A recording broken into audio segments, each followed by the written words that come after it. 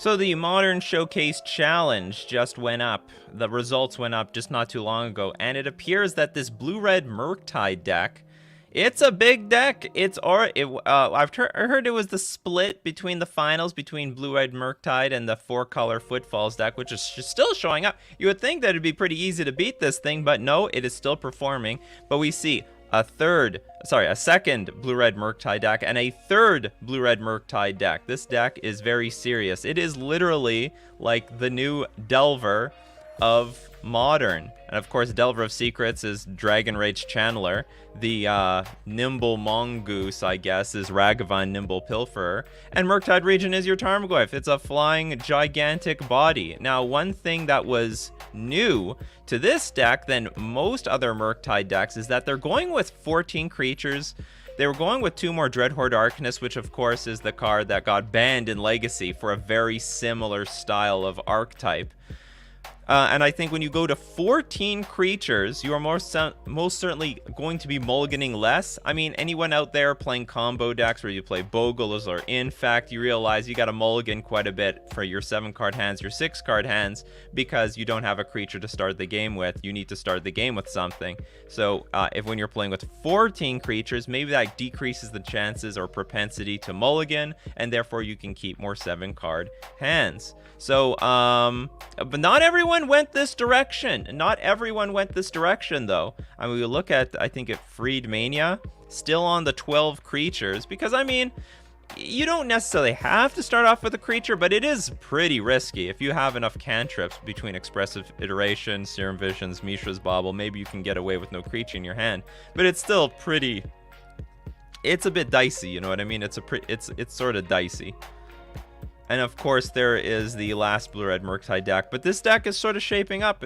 Oh, and another 2 Dreadhorde Arcanists, so this might be the new build. Dreadhorde Arcanist just making the deck, give it more longevity, and also give you more starting hands. What else showed up? And remember, this is the Showcase Challenge, people. This is the huge Showcase Challenge.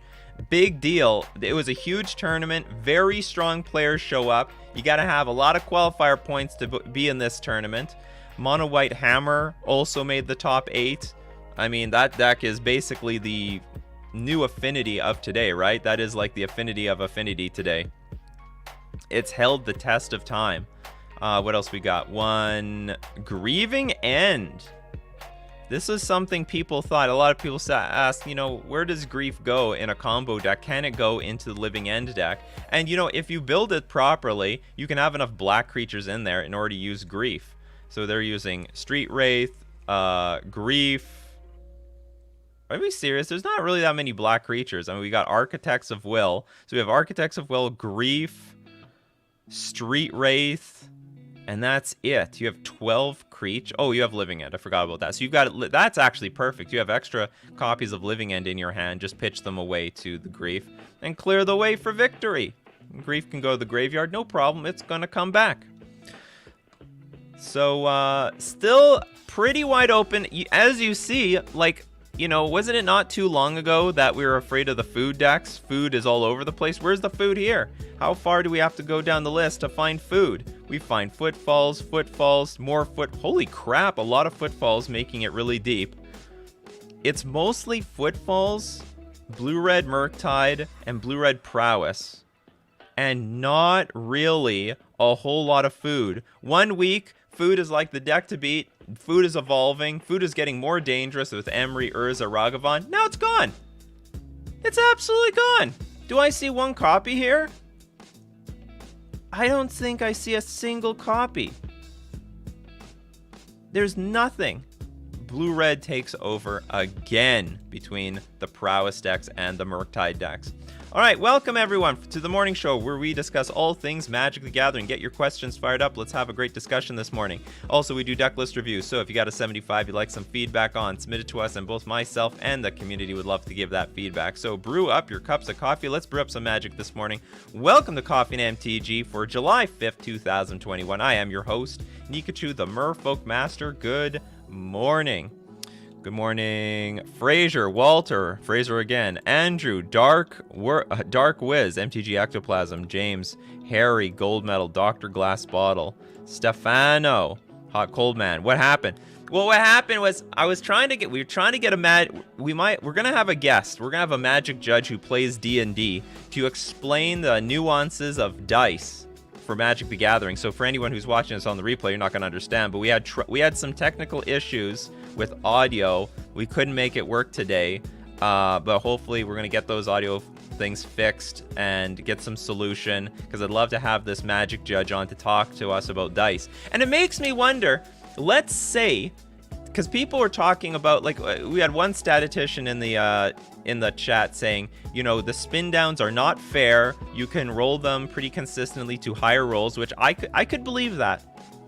Should that not mean that we shouldn't be allowed to use spin downs as a way to high roll in Magic the Gathering?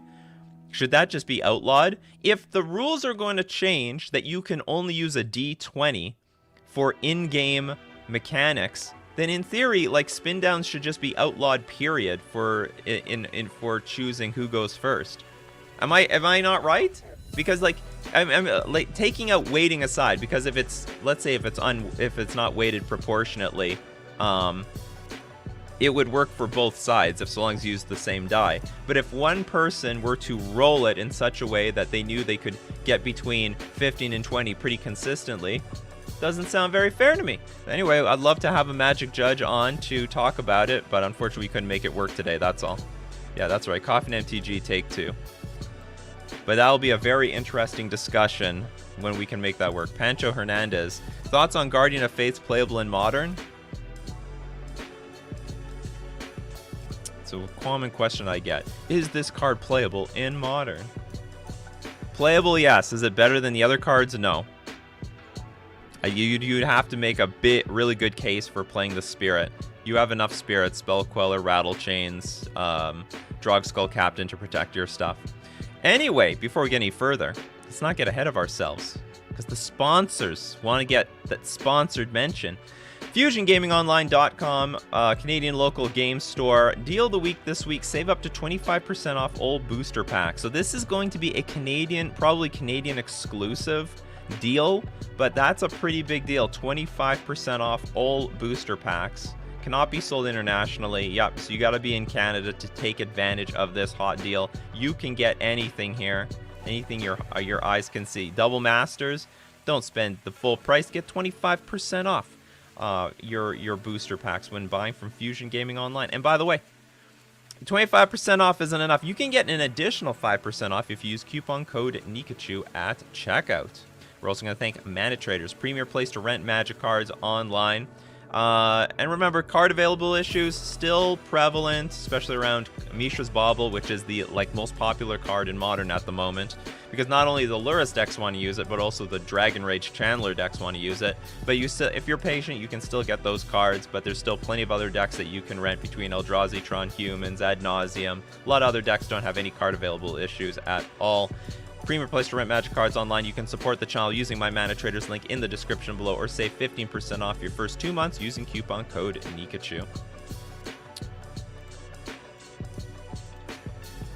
Alright, and as usual, 3 question marks before the question, 3 question marks after the question. Helps me find your questions amongst all the comments.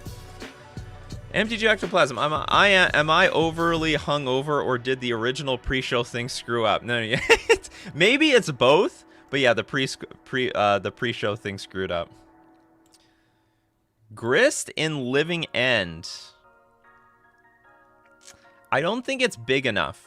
I mean, I'm not going to say it's a bad idea. Maybe someone can make it work, because it is a creature in the graveyard. But the problem with this card overall is it's like, once you get it on the battlefield, it's not going to be putting huge pressure on your opponent to win the game. Maybe there's a matchup where you want it. I don't know which one it is. We'll just say it's playable, but I don't know if that's what the deck wants. Like, you could put it in Living End. It's good thinking there. The Bobby. Hey, Nikachu, what version of Prowess do you think is the most competitive right now? Is it Boros or Mono Red? Hands down, is it? I mean, the results speak for themselves. So in addition to the Murktide deck, we do have Prowess. By the way, the Nair is just killing it with Prowess. Just absolutely destroying with Prowess. This is not the first time Nair went super deep. This is like, I don't know, the second or third time. And here is the list, just replacing Spite Dragon with Dragon Rage Chandler. I didn't think that's what they wanted. But you know what? Maybe there's not enough Chalice of the Voids to punish this approach, and it's totally fine. It's really, really strong. Strong list. Hands down, Is It Prowess is the most competitive, because I mean, there's nothing else that comes close. And there are still quite a few Prowess builds up here. See, another blue-red Prowess. There is a mono-red Prowess. Let's take a look at the one mono-red Prowess, because there's another blue-red Prowess. So there's like 4 to 5 blue-red Prowesses and a bunch of blue-red Murktides, just showing that blue-red is the way to go. But if you want to go mono-red, here is one example: Bedlam Reveler, Dragon Rage Chandler, Swift Spear, Soulscar Mage. So basically, like, super classic, actually. This is like the Phoenix-looking style of a deck, minus the Phoenix. Crash Through, Let Up the Stage, Lava Dart, Lightning Bolt, Metamorphose. This is really classic, super classic. Interesting stuff. But anyway, blue-red, hands down, not even close. Delver of Food, which is worst to fight? Food. Delver is easy. Delver is easy. Delver has no power here. No power in this metagame.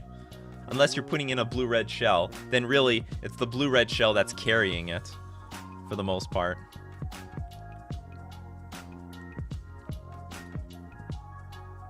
Nikachu is just indecisive. If I want to do this, we're all good. Whoops, I answered that question. Is there a version of Glimpse Cascade that has blacked for grief to prevent counterspell? Not that I know of, but maybe. I mean, I was up against a version with Grizzlebrand the other day, and maybe they had Leyline of the Void. I'm not sure. Maybe not. I'm not sure. I don't know of one yet.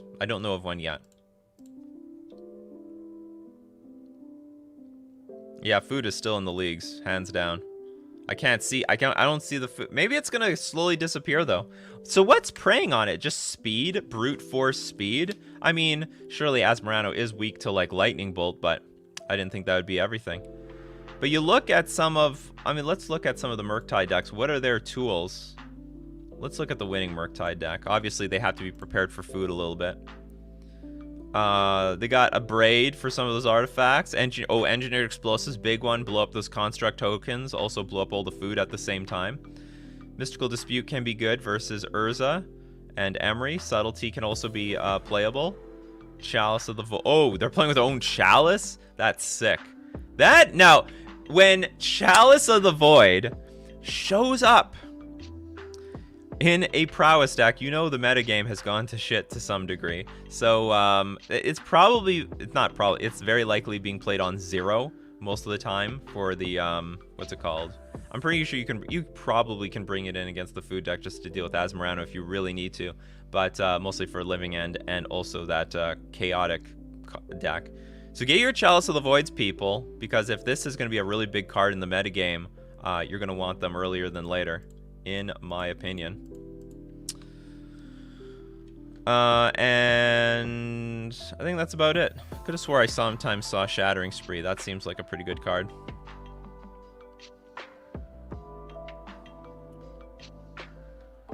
Didn't they say must use the D20 already on Twitter? Yes, but like, what about the die roll? Okay, so if Wizards of the Coast admits that D20 is the most fairest way to roll a die and not a spin down, then why have we been letting people use spin downs to determine who goes first?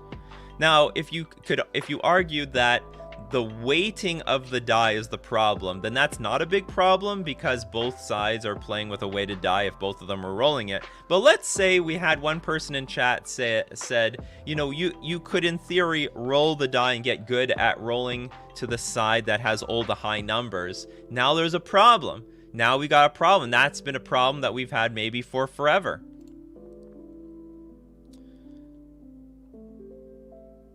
Use the spin downs to roll even / all out for going first. That works. But now we have the opposite problem. What if the die is weighted and you know the die is weighted to favor odd or like odd more than even, and then your opponent says, well, I want to choose even. Then you use that die because you know you have an advantage for odd. And then if they chose odd, then maybe you choose another spin down that ends up favoring even. You know, It seems like they should outlaw the spin downs, but that would be like a huge problem because everyone has spin downs. I think people very rarely have D20s. Anyway, it's sort of fun that there's controversy over dice just spurred out of fucking air. I mean, who talked about dice prior to Forgotten Realms being released? No one talked about dice. Now we're talking about dice. Dice all day or not and night. Daniel, Nikachu, how do you feel about Lantern? Love your content, by the way. Playable deck. Not a big deck, but playable. It's sort of back. It's a little back to playability, but not a big deck. Murktide gonna get banned? Absolutely not. No chance. If anything's gonna get banned, it's gonna be like... maybe Mishra's Bauble. I don't know if Mishra's Bauble... I bet if they ban Mishra's Bauble, they ban something else with it. But I mean, I would say that a bigger problem would be either Ragavan or Dragon Rage Channeler. Dragon's Rage Channeler. Spin down is not a dice. Well, that's how it... but that's the thing. We're learning that today. But that hasn't been the case for, I don't know, what, the last 20 years? People have been using it as a dice. And here's the problem. Use the app. We're not allowed to use apps. You're not allowed to use apps, at least at a competitive level. Yeah, well, this is what we're learning. There's a difference between the spin down and the D20. I even have the app still open. See, here's the deal with the spin down. The spin down, the numbers... here's 20, 19, 18, 17, 16, 15. They're all localized. They're clustered to each other. So if you got really good at rolling the die to one side of the face of the die, you would have a huge advantage. And then a D20, it's not like that. So there's 20, 2, 8, 14. Apparently the numbers are distributed. The numbers are distributed. I've been using a spin down as dice since middle school. That was over 20 years ago. Exactly. We've been used to the spin downs. So how long have people been cheating with the spin downs? I don't mean to be paranoid, but maybe this has been a case. I mean, if Wizards coming out says you got to use a D20 because spin downs aren't fair, well, we've been fucking rolling this dice for years. We've been rolling this dice to determine die rolls for years. How long have been people mastering the roll of the D20? You know? And then I don't know how, maybe it's because of how much is carved out of the numbers on one side, but because basically a spin down isn't properly weighted either because of well, I may not know all the reasons, but I'm going to take a wild guess that the number 1, for example, carves less out of the die than say the number 16. So on the higher numbers, there's less mass than on the smaller numbers. Yeah, spin downs have numbers in numeric order. Dice have numbers opposite sides to equal 21, i.e. 20 is at the top and the bottom is number 1. Interesting. Yeah. So that's interesting stuff. Wizards should have thought about D20 before including spin downs in all pre-release products. Well, they didn't think it was that big of a problem. They didn't care. Maybe this is a big cultural shift. Maybe from now on they're going to be releasing D20s. But, like, it's sort of awkward because, like, at a pre-release, now you can't use the die to determine your die roll. At a competitive level, we never did. But at a casual level, we always did.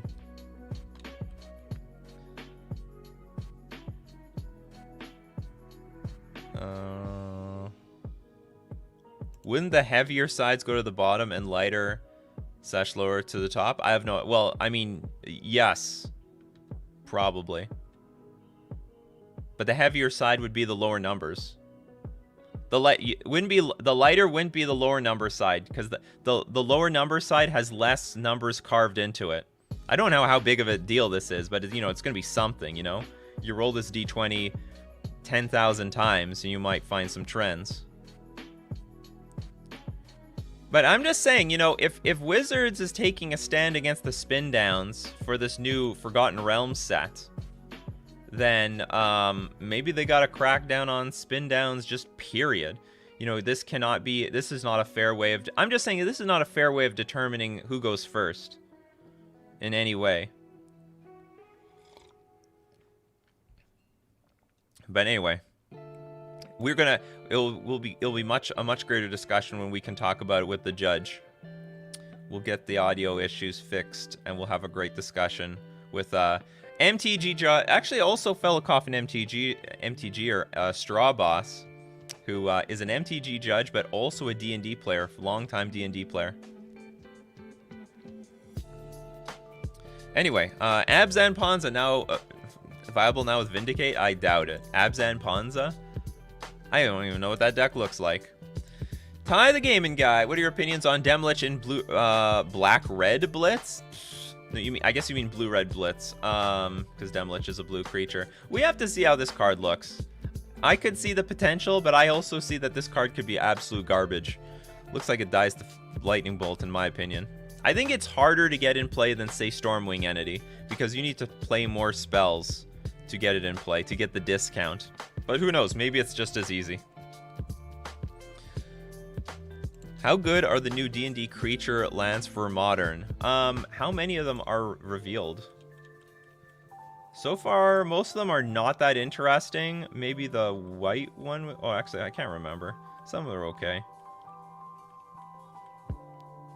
Lands. So the... Oh, I think this Den one is new. I didn't see this one. Red and 3 generic. Until end of turn, Den of the Bugbear becomes a 3/2 goblin creature. Whenever this creature attacks, create a 1/1 red goblin creature token that's tapped and attacking. It's still a land. That's pretty good!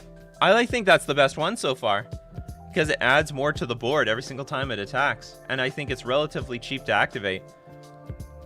4 mana. You basically need 5 lands in play. What is this one? Do I remember seeing this? Nest of the Hydra becomes an XX green Hydra creature until end of turn. It's still land. X can't be 0. That's not bad. Actually, maybe is this the best one? Because you can activate this, like, really early. I mean, it's the cheapest, right? You just pay green and whatever extra mana you have. Maybe this is the best one, and it can scale over time. If you control 2 or more lands, it comes to play tapped. So if you have too many lands, it comes to play tapped. This might be the best one. What do people think about this land? I think this land is sick.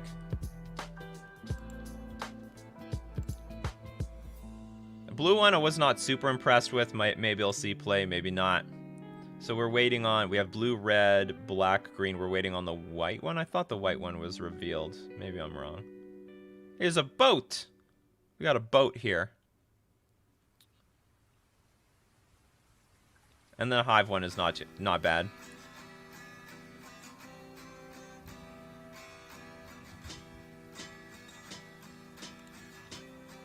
Did anyone see the Merfolk video from Goldfish that didn't do Merfolk justice? Gotta be more specific than that. Okay, going back a little bit on the questions.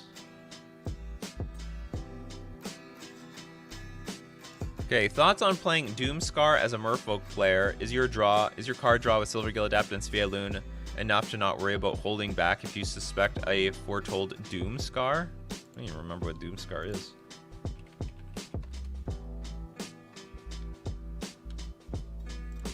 Oh, this thing. Playing it as a Merfolk player? Destroy all creatures? Why do I want to do this? Is your card draw enough to not worry about holding back if you suspect it? Oh, you mean... Oh, if I have to play against Doomscar? I mean, why do we care? We play with counterspells. Or, we play with counterspells, we play with Mutavault, we play with a lot of cards that... Even if our opponent does wipe the board, we don't even care about it all that much. And, of course, Svialoon has Indestructible. So... I mean, I have no fear over some random sweeper. How was your 4th Nikachu? It was like any other day. I'm Canadian, damn it. It didn't matter. They aren't properly weighted because... So talking about the dice, they aren't properly weighted because they were never meant to be rolled as dice. Makes sense from manufacturing perspective not to craft them so meticulously. There you go. These kits will include a D20. I think they will. They're going to give D20s instead of spin downs. I remember treating a spin down as a D20, and I was always randomly looking around the die, but I would always pull myself furthest from where the next number was. Well, whatever. I had to be taught that I was using a spin down. I learned what a spin down was the hard way. Why did D20 become an issue all of a sudden? Because apparently spin downs are not fair, and there's a lot of D&D cards that are now going to require you to roll dice. A lot of them. So here we got Genie, Wind Seer, Flying. When it enters the battlefield, roll a D20. 1 to 9, scry 1. 10 to 19, scry 2. 20, scry 3. So the point is, if you want the high numbers instead of the low numbers. So the low numbers are weighted down, in my opinion. The higher numbers are lighter. So if you use a spin down, it'll be higher. Or because the high numbers are all clustered, if you roll it the right way, you could, in theory, have all the big numbers on top. Whereas with a D20, it'll be so much harder to do that because basically the numbers are all scrambled, randomized everywhere, and I'm assuming this is weighted more proportionally as a result. Oops, where am I? So that's why it's a big deal all of a sudden. Yeah, exactly. Less carved equals heavier. In my opinion. I don't know. Other people might have opinions. This is just how I'm looking at it right now. Fox, a new member. Thank you very much for becoming a member, Fox.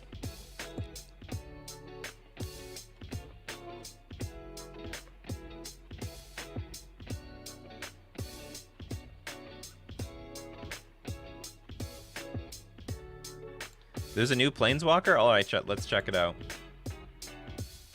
We haven't really been looking at spoilers. Honestly, this set looks like it sucks.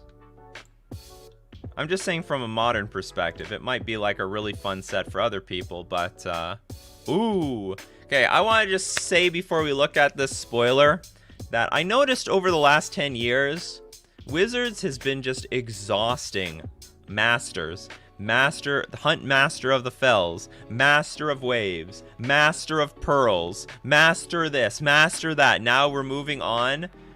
We're moving on, people, to Grand Master of Flowers. Now we're going to get Grand Master of Waves, Grand Master of many things. So we have a legendary Planeswalker. As long as Grand Master of Flowers has 7 or more loyalty counters on him, he's a 7/7 dragon god creature with flying and indestructible. That's pretty sick. That's really hard to achieve, though. +1, target creature without first strike, double strike, or vigilance can't attack or block until next turn. That is awful. +1, search your library and or graveyard for a card named Monk of the Open Hand, reveal it and put it into your hand. If you search your library this way, shuffle it. So this Monk of the Open Hand better be amazing. Monk of the Open Hand. 1 mana, 1/1. Flurry of Blows. Whenever you cast your second spell each turn, put a +1/+1 counter on Monk of the Open Hand. This card sucks. I'm not for a Grandmaster, you're not that spectacular here, in my opinion. Anyway, new Planeswalker nonetheless. Thoughts on Infinite Dungeons combo with the new Black Legendary? You gotta be more specific with this Black Legendary. Is this the Legendary?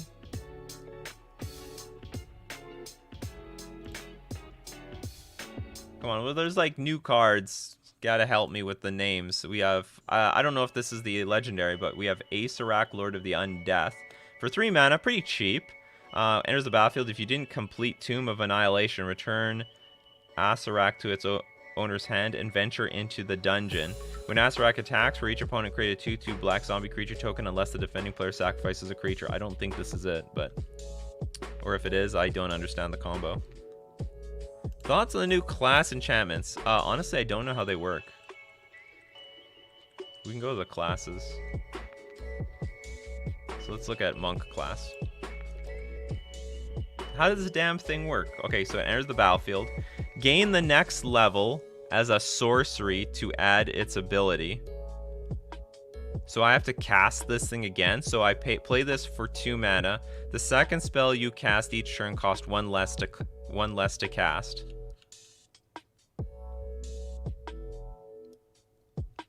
And then what? I have to pay another. I have to pay it again. When this class becomes level 2, return up to 1 target non-land permanent to its owner's hand. And then the third class, at the beginning of your upkeep, exile the top card of your library. For as long as it remains exiled, you may cast this card from exile as long as you've cast another spell this turn. So basically, it's like delayed card advantage, because it's 3 cards in one, but you get the option to pay or not pay these things.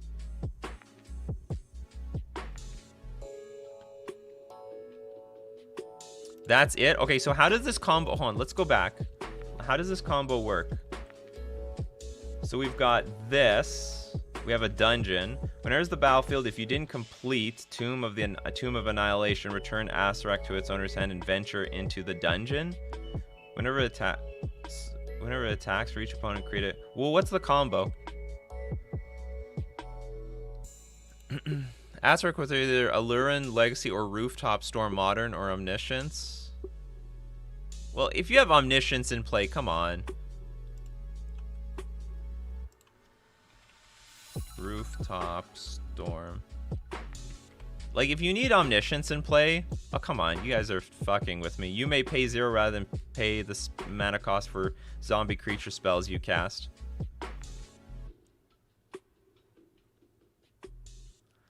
This, okay, my thoughts, this combo sucks. It's a fucking garbage combo. You require these cards that are extremely expensive. This is an unplayable combo. Not only are there insanely expensive cards, but they're also 3-card combos. This is like the worst combo I've ever seen in my life. Yeah, we did it. We broke Omniscience. It's been done. I don't know. Maybe you can what's that new combo? The red one that replaces everything. It's the combo. We didn't say it was a good combo. Well, my thoughts, this is a fucking garbage combo. This is the worst combo I've seen in a long time. I mean, this is bad. So not only do we have 1 card that is 6 mana, we also got Omniscience, which is like 10 mana, sorry. I guess if you get Omniscience in play, you're good to go. You just play the rest of the stuff. Now, Legacy Allurin is real, but for Modern, this is very unreal, not real. But also in Legacy, there is a lot of combos, probably better ones. Am I the only one? Am I the only one that thinks this done? Oh yeah, let's look at the dungeon that apparently we're going infinite on. I think the dungeons are at the bottom. Or am I wrong? No, I think I have to go to, instead of newest spoilers, Forgotten Realms. Okay, now I'll go to the bottom.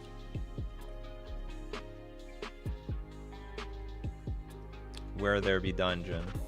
So it was Tomb of Annihilation, right? Each player loses one life, so we're gonna fucking kill ourselves.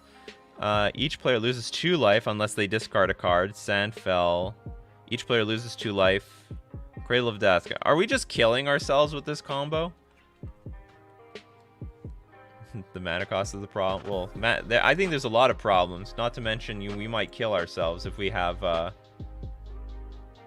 unless they discard a card, unless we have more cards than our opponent.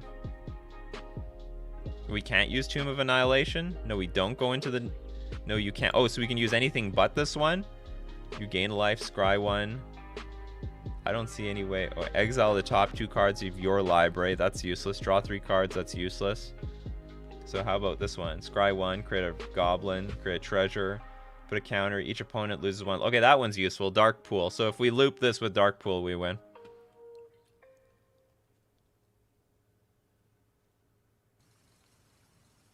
Yeah, choose any of the other ones. You do the 2 other dungeons. No, we just need to do one. One that will kill our opponent if we can loop this. Dark Pool looks like it does it. Anyway, you know, chat, you've got some bad ideas before, but this takes the cake. Who the hell came up with this? Oh yeah, we've solved Modern. Look at this awesome combo. Now, truth be told, one day, if there is some deck that can just spew a bunch of cards on the battlefield, maybe that combo will actually happen. So maybe one day when Omniscience finds the right shell, this could be a way of winning the game, because all you need is some random permanents on the battlefield that win. But like, just generally speaking, this card looks terrible. Thoughts on running main deck Rest in Peace and Blue-Eye Control? Not bad. Not a bad idea. You look at this meta game. You look at the showcase. I mean, it's mostly graveyard decks, right? Murktide, yes. Footfalls, no. But Grieving and yes. Blue-Red Prowess, a little bit. A little bit. They're playing Dragon Rage Chandler and Lava Dart. Moment Hammer, no. Jeskai Darcy, a little bit. Scape Shift, I guess no. Maybe this idea is getting worse and worse the more I look at it. It's not the dumbest idea though, especially when that new especially when the black-red Ragavan Darcy deck was doing well. That deck played Kroxat, so it wasn't terrible. Classes are enchantments with level up, basically, yeah.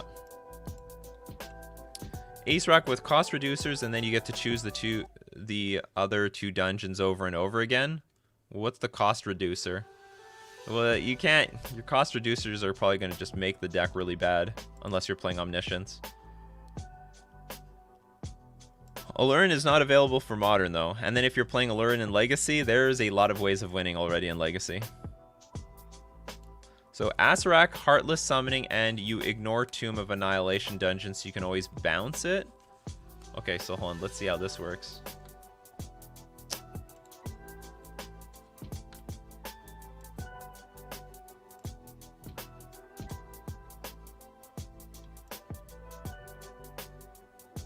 Okay, so now we have maybe this is a better way of doing this.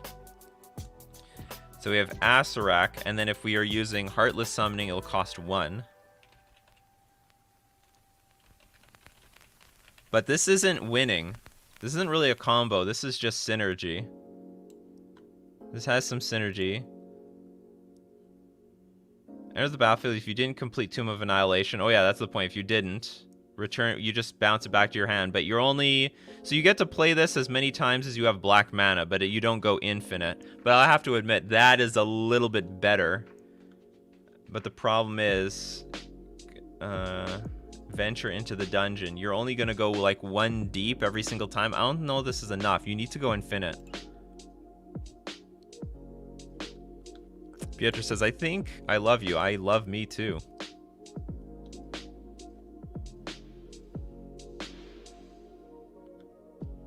Oh, just Allurin?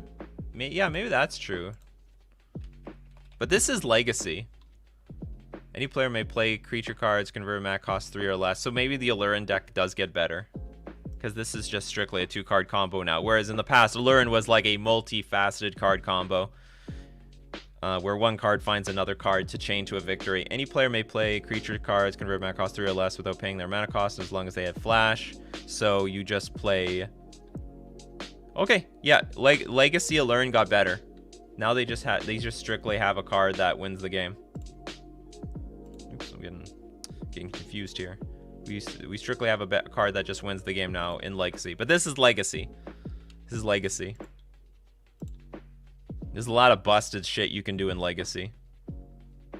The fact that Allurin is finally a 2-card combo. Well, I mean, it's sort of a 2-card combo as it is, but like now that it's like just purely a 2-card combo, it means they're just joining the ranks of a bunch of other 2-card combo decks.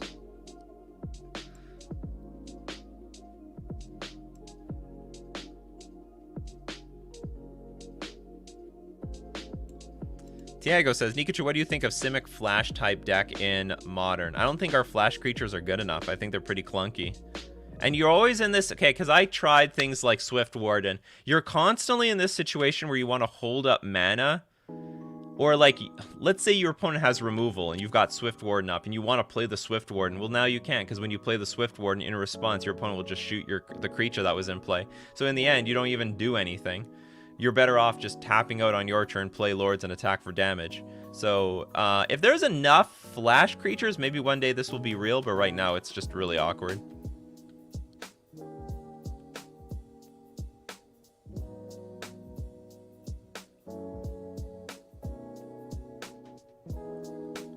It's only 2 cards. You only need Rooftop. What's Rooftop? No, but this is too expensive. It's 6 mana. It's 6 mana. Get out of here with this shit. 6 mana combo? I mean, maybe Amulet Titan can make use of this. I don't know. I mean, there's a time that you could play Hive Mind. You know, why do we not see Hive Mind anymore? I mean, this is a combo too. This was a 6 mana combo, and then you just play like a random pack that your opponent can't like pay for. You play Summoner's Pact, your opponent gets a copy of Summoner's Pact. They can do nothing with it. They gotta pay the cost at their upkeep, and then they lose. But the problem is this is very expensive. It's just too expensive to pull off.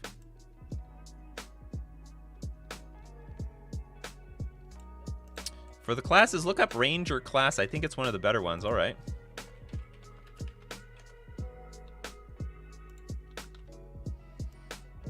Two mana, Ranger class enters the battlefield, create a 2/2 wolf. Then you go another 2. Whenever you attack, put a +1/+1 counter on target attacking creature. Pay 4, you look at the top card of your library anytime. You may cast creature spells from the top of your library. Well, for Modern, this actually looks unplayable. This is just way too expensive. Way too much mana sunk into something that doesn't do very much. I don't know about the other formats. Honestly, I would rather just have a card that does the 4th one, like from the start. We have cards like that where you look at the top card of your library anytime you can cast creature spells from the top. What is it? There's that one green creature, but it costs 3 mana. You might as well play that over this.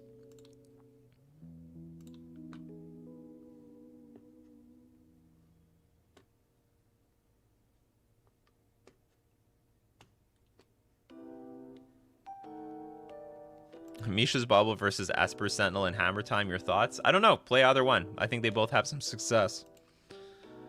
I noticed that the Sentinel was seeing a lot of play in Hammer Time.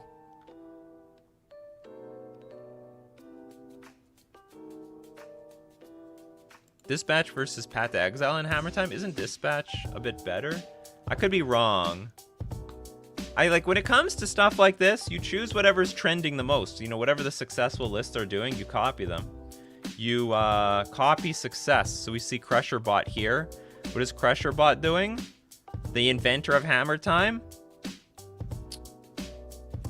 He's not even playing anything. Nope. He's playing On Thin Ice. So none of the above. On Thin Ice. Can he tutor for it? Isn't that clever? Like he can tutor for it, can he? Or maybe he can't. No, search your library for equipment card. I guess he can't tutor for it, but he can play it at instant speed if he draws it because of Sigarda's Aid. You do need Sigarda's Aid in play. Okay, that was one of the Hammer Time decks. The other Hammer Time deck said we're also gonna play some Path to Exiles. So your answer is Path to Exile, but maybe the best one is so that you don't ramp your opponent, you play On Thin Ice. What do you think of the new Goblin Lord? What's it called?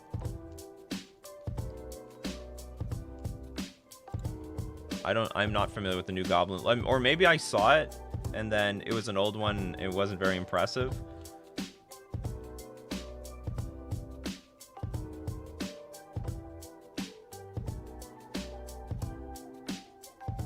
Does anyone know the name of the Goblin Lord?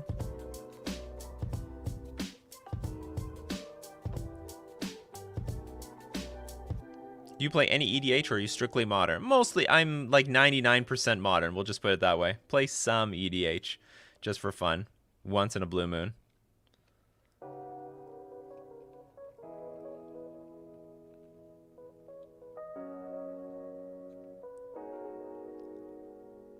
Hobgoblin Bandit Leader? Oh, I think I saw this.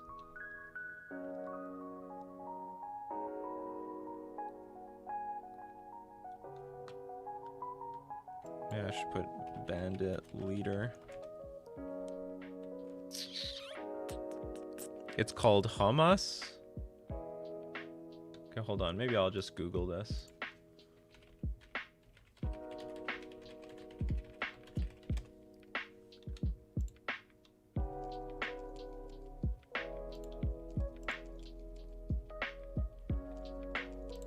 Okay, we got Hobgoblin Bandit Leader. 3 mana.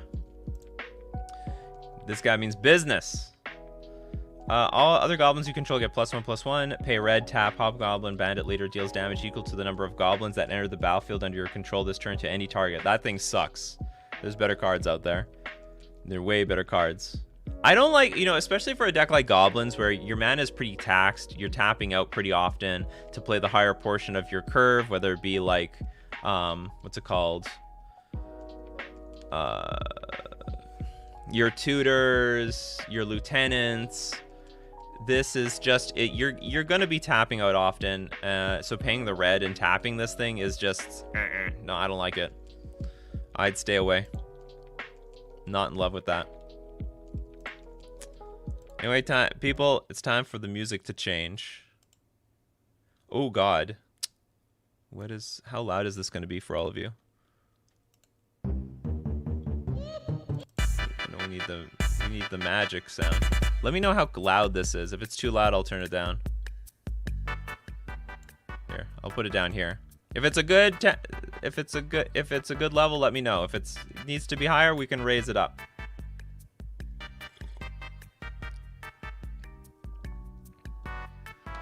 Kevin says, give me Study Girl, but it's Nikachu continuously jamming Merfolk.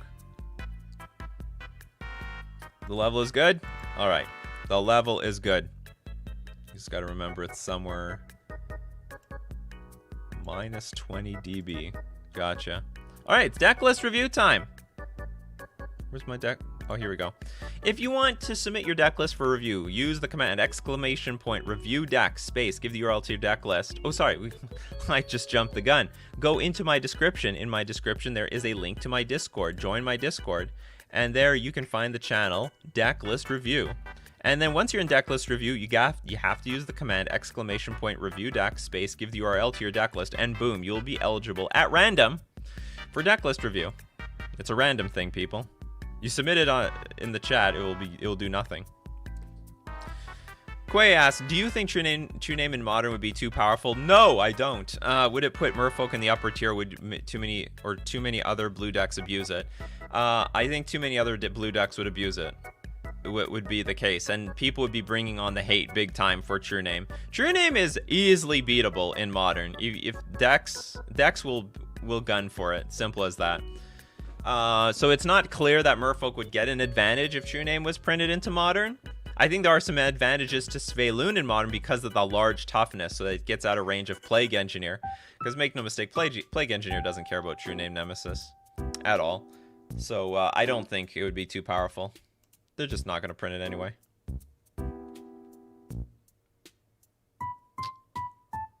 Alright. Let's look at some deck lists. Congratulations, Augie Doggy.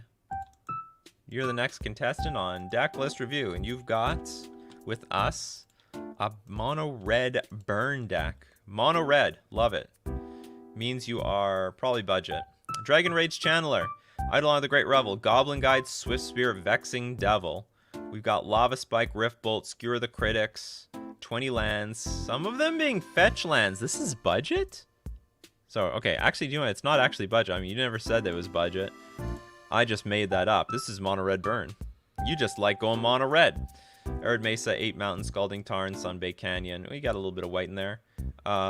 Lightning Bolt, Searing Blaze, Skull Crack, Blood Moon, Dragon's Claw, Kozilek's Return, Relic, Rolling Vortex, Smash to Smithereens. Okay, so first off, why are you not going white?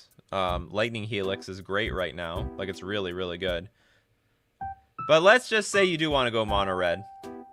There's a reason why Burn doesn't play too many creatures, because you're just going to get eaten up by your own Eidolon of the Great Revel. Like, it's pointless playing Dragon Rage Channeler and Vexing Devil in the same deck. Cut 2 fetches, I think 20 lands is okay. Or, like, at least 19. At least 19. They've got the Sunbaked Canyons. I would highly recommend cutting these creatures. Vexing Devil, by the way, never saw play in Burn, because you give your opponent the choice whether they want to take the 4 damage or not. And if you play this card enough, they'll be like, okay, I'll take the 4 damage because I can't deal with the body. Or they'll let you have the body because now they get to exchange a removal spell in their hand with your creature, which they don't always can do in versus a Burn deck. And this is so hard to turn on. So Chen says, you know, need Bobble for Dragon Rage Chandler. I mean, that's a good point. Like, what are we doing to turn this thing on? We need, like, instant creature land sorcery, which I guess we can pull off, but it's just harder to do. But I would say if you add Bobble to, like, this burn deck, now it's not a burn deck anymore. It's just completely watered down. So I would suggest remove Dragon Rage Chandler, remove the Vexing Devil. That's 6 cards. Fill up on the Skewer the Critics. Fill up on Riftbolt. So those are 2 cards. Where's our instance? Lightning Bolt, Searing Blaze, Skullcrack, and then we need one more burn spell? What's a random burn spell we can play in this deck? Lob Spike, Rift Bolt, Scare the Critics. Like, you just play a burn spell. What's a mono red burn spell that we're not using yet? Find it funny when people complain about net decking and sharing are often EDH players or gold players on Arena. I don't know anything about it. Flame Rift is the new one?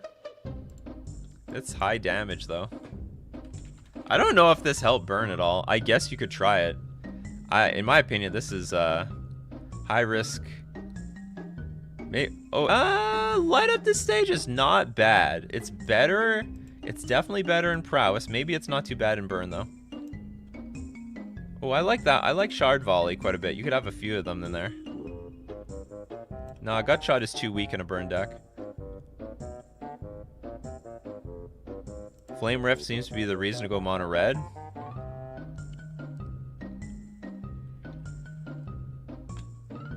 Yeah, we've added to the soundtrack.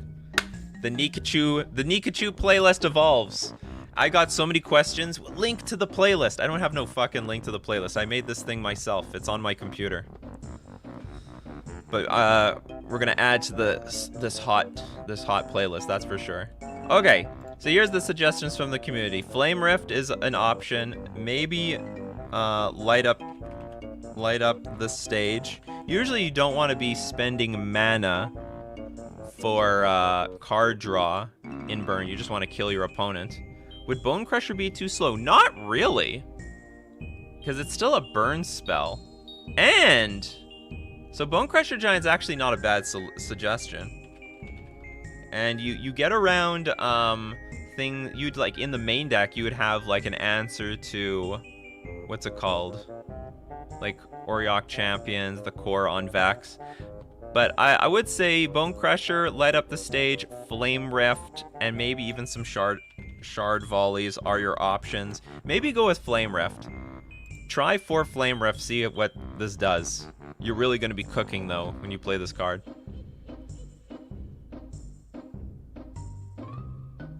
Anyway, I like those suggestions. So good luck with the list. Hopefully it helps. But yeah, get rid of your creatures, because you'll just deal a lot of damage to yourself. If you want, you go mono red prowess, but then you take out the Eidolon and you go in a very different direction. Eidolon of the Great Revel.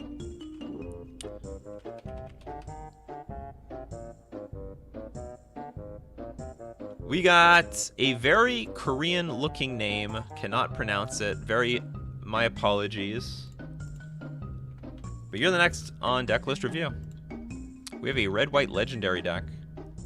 Okay, so you're gonna get some good use out of Iganjo.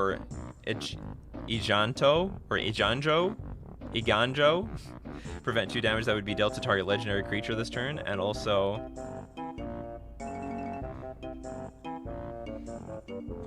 yeah, had to sneeze.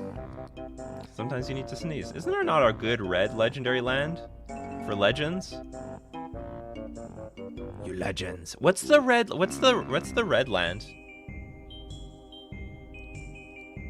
What's the land that does something for red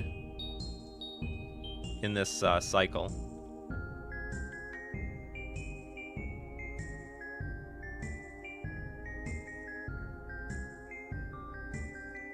Yeah, today on Coffee and MTG, we trip me up on, well, it's not just foreign names, but it was clearly written in Korean. I just can't read it.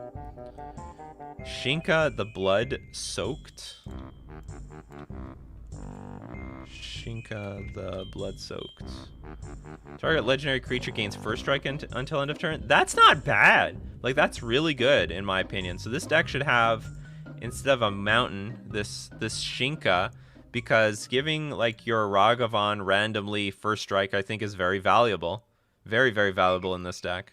And you don't need you need plains to get around Blood Moon. You don't need so many mountains. The only thing you need mountain for is to, I guess, fetch for it. Do you have any fetches? This deck doesn't even play fetches, so... Oh no, you do have some fetches. You have... Okay, let's make sure we have targets for fetches. 2 mountains. Okay, maybe get rid of Needle Verge Pathway. 4... 9... 9, 13. Because you have... Get rid of the Needle Verge Pathway. You have enough sources for red and white on turn 1, anyway. And get this Shinka in there. Giver of Runes, Ragavan, Zurgo, Bellstriker. Not really a very impressive creature, though. Thalia, Tajik Legion's Edge, Thalia, bigger Thalia. Winota? Does this work? Oh, this is not a human. This is not a human. You're not a human either. But you are a human. You are a human. Does this work? Is there some combo people know? Victor Ortez says, I'm just here for the banjo music. That's right. That's why we got good music at Decklist review.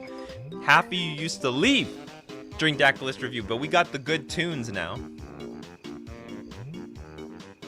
Seems like a Winota deck first and foremost, except I don't know if it has enough. It's like whenever a non-human creature you control attacks, look at the top 6 cards of your library.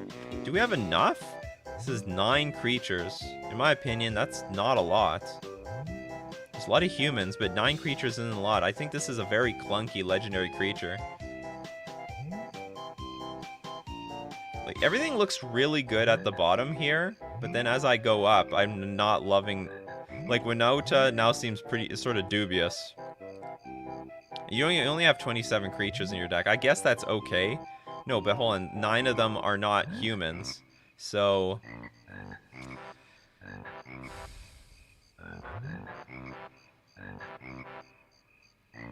I don't know. Like, grabbing a Thalia off the top of your deck with Winota seems pretty crappy. That's all I'm saying. Jorkadine. Creatures you control get +3/+0 as long as you control 3 or more artifacts. Which you're not gonna do. You just don't have enough artifacts in this deck. Is anything an artifact creature? No. So, okay. Just scrap this whole idea. I think you got a solid deck below here. I would say don't even play with Zurgo. Play with 4 Giver of Runes. Giver of Runes is great. Play with... The rest of these are okay. I would scrap the Winota plan. This is just not going to work. What does Kenrith do? Kenrith requires too much stuff to make work. All creatures gain trample and haste until end of turn. I think this is unnecessary. It's also really expensive. Mox Amber looks great in this deck. Brainstone is... I think you have it only for Kadeen, but I don't think it works. It's just too much mana spent. And you want to be spending your mana on casting your creatures. Weatherlight. Deal combat damage to a player. Look at the top 5 cards of your library. This is too expensive. Just way too expensive. This is for modern, right? Yeah, it's for modern.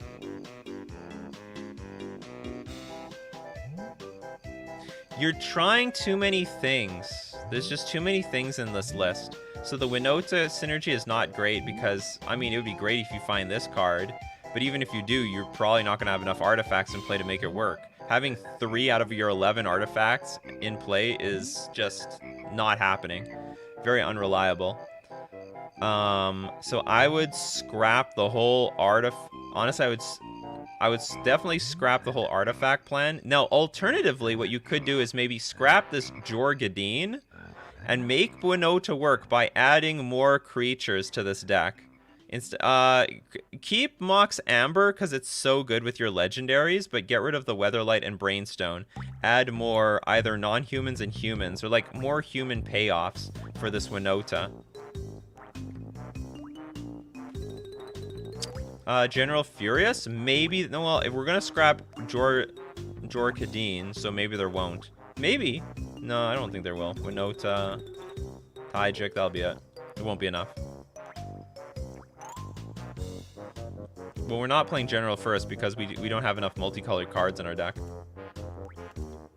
You could scrap it or run Tron. Well, we could do that, but scrap it or run Tron. Yeah, we could do that, but probably we shouldn't.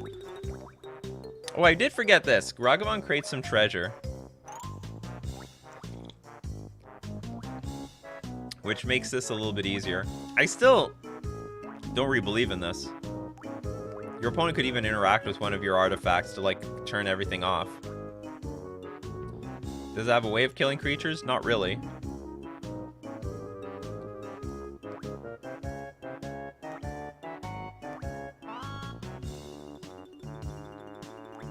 It'd be better if there... What is the big janky red creature that, like, gets plus X? It's like... It was the one that was played in all the Winota decks. It was a very expensive red human. What was that human called? Probably that should just be played in this deck. I think it was like 7 mana or something, but I don't remember at all what this card was.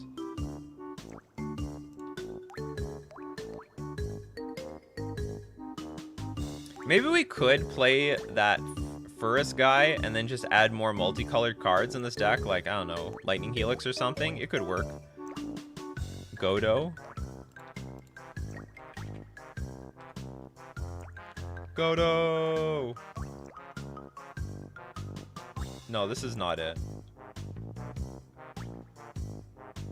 There was something else. Angrass Marauders, yeah.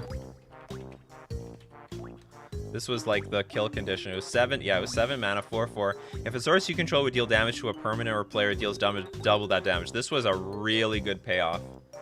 Now, the only thing that sucks about this card is that if you have it in your hand, it sucks. Getting to 7 mana, very difficult. But that is a payoff for Winota. A huge payoff. So the other option is you scrap Jor, Kenrith, Brainstone, Weatherlight, and then maybe we can go in this other direction with, what was suggested?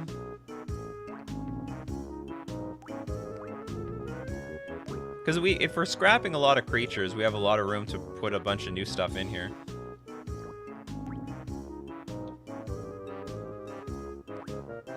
No, Winota grabbed humans. Winota grabs human. You have to attack with a non-human and you grab humans. General Furus.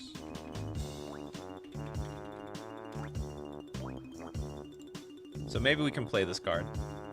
But you have to add a lot more, like, multicolor cards.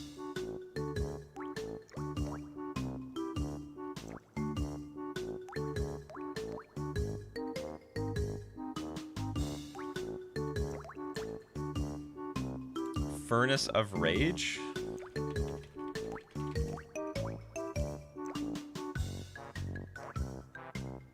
This is not the card. This card doesn't exist.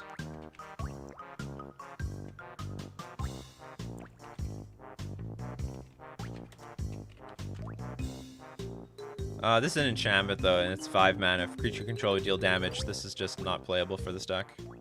Needs to be a creature. Needs to be creature. Ideally legendary. Oops.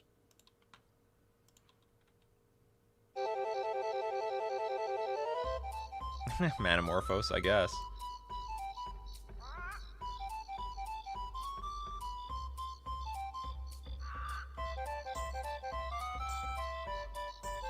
See, my problem with this deck is you have Winota.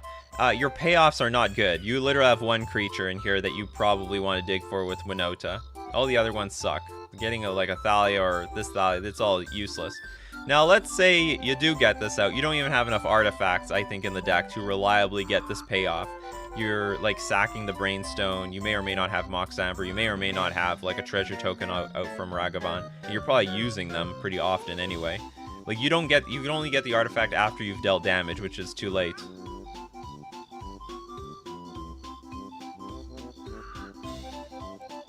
Well, let's say we are playing with General Furus. What are some what are red white spells that you can play in this deck? I can guess Lightning Helix, but maybe that's not even that good because of Thalia.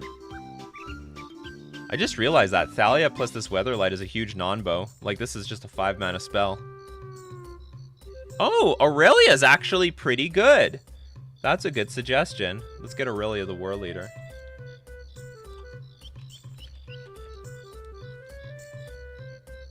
Oh, which one do we want? Aurelia the War Leader is super powerful, but it's 6 mana. I think this is unreliable for Modern. But Aurelia the Exemplar of Justice is actually quite good, because it's a very large butt. Big butt. If you like big butts, you're going to like Aurelia. Flying a Mentor at the beginning of your combat on your turn, choose up to 1 target creature you control until end of turn. That creature gets +2/+0 or Trample if it's red, and gains Vigilance if it's white. But you can choose Aurelia herself, so she's like a 4/5 flyer.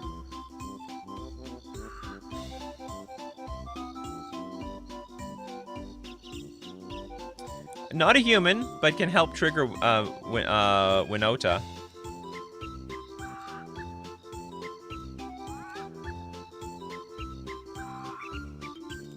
Gazella? Too expensive. This is 7 mana. Come on, this is Modern, people. Oops.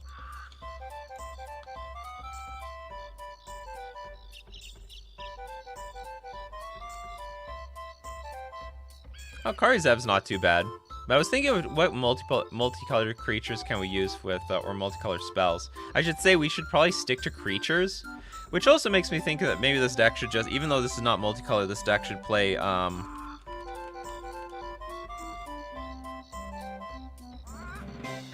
Jeez, what is this creature that exiles other creatures?